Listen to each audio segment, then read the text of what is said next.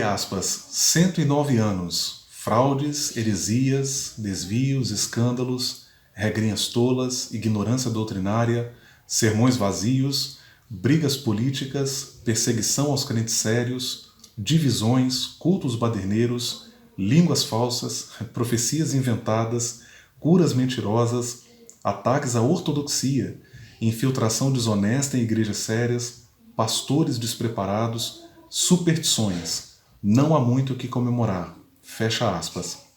O texto é do pastor Marcos Granconato, um pastor reformado. Ele postou esse texto como uma reação aos 109 anos das Assembleias de Deus que foram completados agora no mês de junho do corrente ano de 2020.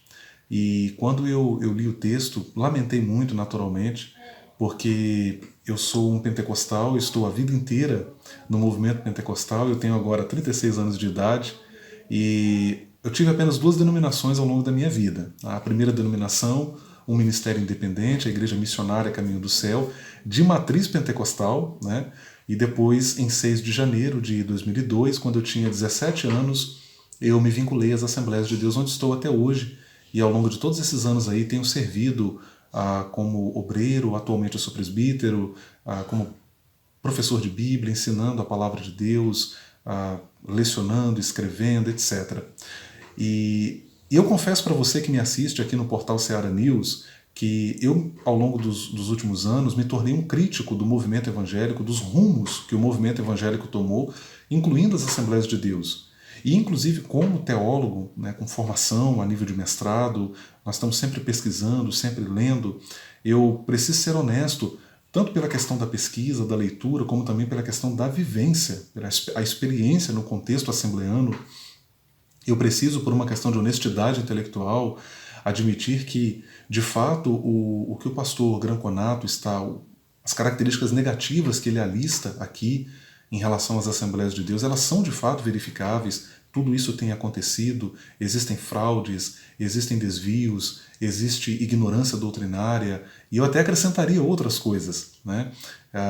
Como disse, eu me tornei realmente alguém que avalia criticamente os rumos que a Assembleia de Deus tomou, mas também por honestidade intelectual e como alguém que está há quase 20 anos nas Assembleias de Deus, é inadmissível para mim reduzir 109 anos de história ao que o pastor Granconato escreveu. Esta é, sem dúvida, uma abordagem caricata, reducionista, eu diria preconceituosa e truculenta em relação a pentecostais, especificamente a assembleianos. A história das Assembleias de Deus não é só uma história de fraudes, de heresias, etc., etc., como ele está colocando. A história das Assembleias de Deus, e eu estou falando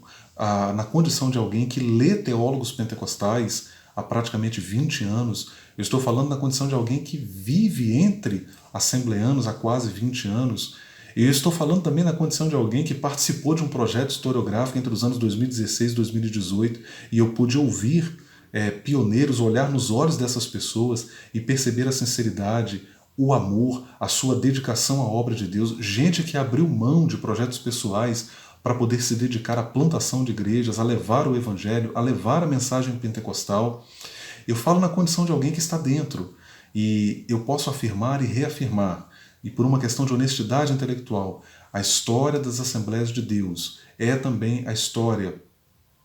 não de fraudes, mas de sinceridade, não de heresias, mas de comprometimento com a palavra de Deus, não de desvios, escândalos, mas de preocupação com a santidade. Não apenas a história de uma igreja que está preocupada com regrinhas tolas, mas de uma igreja que está preocupada com a melhora de vida das pessoas, a melhora que o Evangelho traz, a dignificação que o Evangelho traz para o ser humano.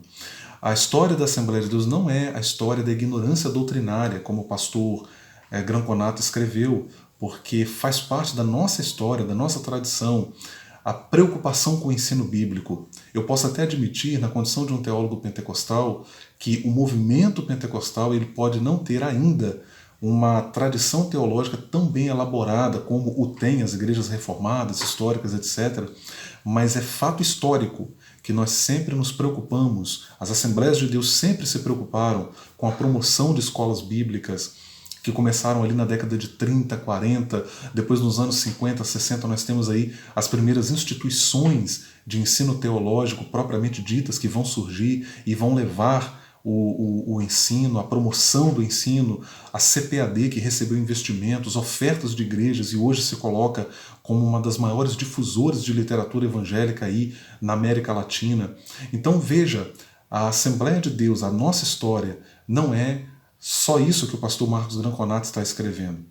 Quando eu leio esse texto, eu poderia falar muito mais aqui sobre isso, com a autoridade de alguém que está dentro, com a autoridade de alguém que vive. E eu não estou gravando esse vídeo aqui para produzir ataques ao pastor Granconato, porque eu não quero cometer o erro que ele está cometendo. Eu não conheço ele, não convivo com ele, mas eu posso sim questionar o que ele está escrevendo e mostrar outro lado e dizer que a abordagem dele é parcial, a abordagem dele é reducionista e sim, a abordagem dele é preconceituosa.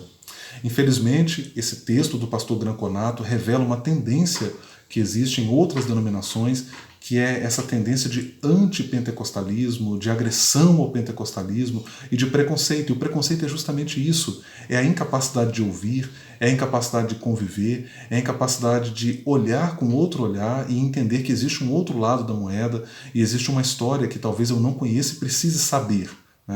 Quando eu leio esse texto do Granconato, eu me lembro de um texto do inesquecível teólogo pentecostal, pastor Abraão de Almeida. E eu vou encerrar esse vídeo com essa frase do pastor Abraão de Almeida. Ele diz que o ser humano custa muito a crer naquilo que ultrapassa a sua própria experiência.